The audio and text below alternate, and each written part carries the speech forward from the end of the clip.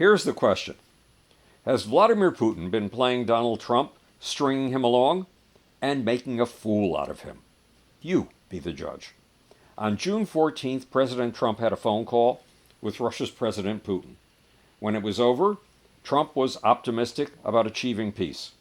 To show Russia's willingness to negotiate, President Trump pointed out that Putin was doing the planned prisoner swaps that Russia had negotiated with Ukraine in Turkey on June 2nd. That Turkish negotiation had taken place at President Trump's behest. Said Trump, large numbers of prisoners are being exchanged immediately from both sides. But within 3 days, Vladimir Putin gave his real answer to Donald Trump's optimism. He began a series of some of the biggest drone and missile attacks in human history.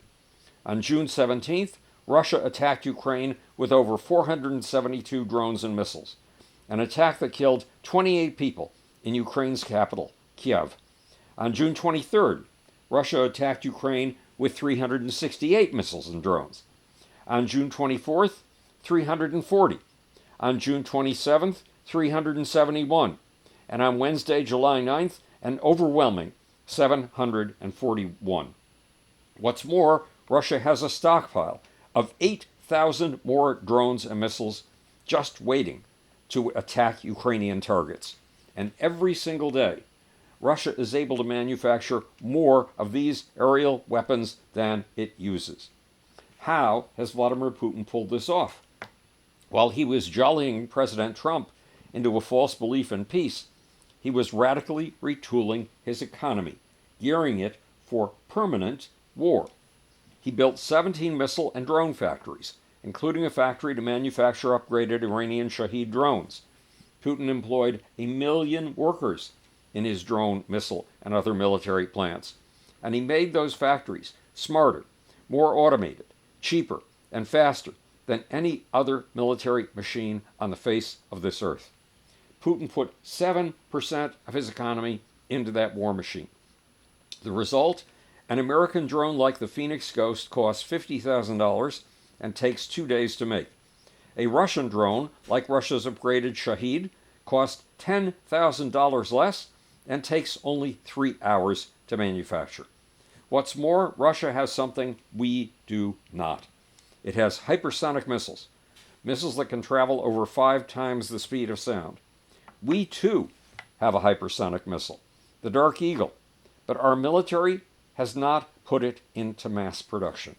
What's worse, each Dark Eagle will take 3 to 4 weeks to make and will cost $41 million. The Russian equivalent, the Zircon, is far faster to build and is staggeringly less expensive. So far, American Patriot missiles have been surprisingly successful in stopping Russia's hypersonic missiles, but that success may soon come to a halt. Russia has a new hypersonic missile that just went into production on June 23rd, the Oreshnik. That missile is able to zig and zag through the air at Mach 10, 10 times the speed of sound. And it releases 6 warheads that are also hypersonic zigzaggers. No defensive weapons we've been able to build will reliably stop these. Meanwhile, Ukraine has not been taking this lying down. Ukraine used to be a prime location for the development of weapons and military airplanes in the days of the Soviet Union, cutting-edge weapons and military airplanes. That Ukrainian heritage is blossoming again today. Less than a year ago, we were bemoaning the fact that Russia could shoot 50,000 artillery shells at Ukrainian troops in a day, but that we could only manufacture 1,300 shells. Today, Ukraine is manufacturing almost all the artillery shells it needs. Ukraine has over 500 plants for weapons production. It supports over 1,000 tech startups offering new military tricks. And it is producing some of the most advanced drone motherships, drone swarms, and autonomous armored carriers that the battlefields of this earth have ever seen. To shelter its weapons makers from Russian bombardment, Ukraine is building armaments factories in Denmark, Poland, and Germany. In fact, it has an international program called Build with Ukraine. Under that program, Ukraine is showing its European partners how to make weapons of the future, not just weapons of the past. You can see this Ukrainian ingenuity in the attacks Ukraine has made on Russia's air bases and the planes they house, not to mention in the Ukrainian naval drone attacks that have driven Russia to retreat from the Black Sea. The remote attacks on Putin's pride, his 12-mile-long Kerch Bridge, connecting Russia to Crimea, and Ukraine's drone attacks on Russian fuel depots and Russian weapons factories. Has Putin been stringing President Donald Trump along? You bet. And that deception has bought Putin enough time to create a military economy designed not just to run over Ukraine, but to take as much of Europe as Putin pleases.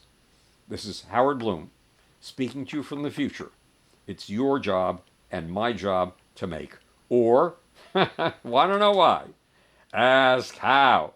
And now for that infamous, sleazy, slimy, sneezy little off button. I found it.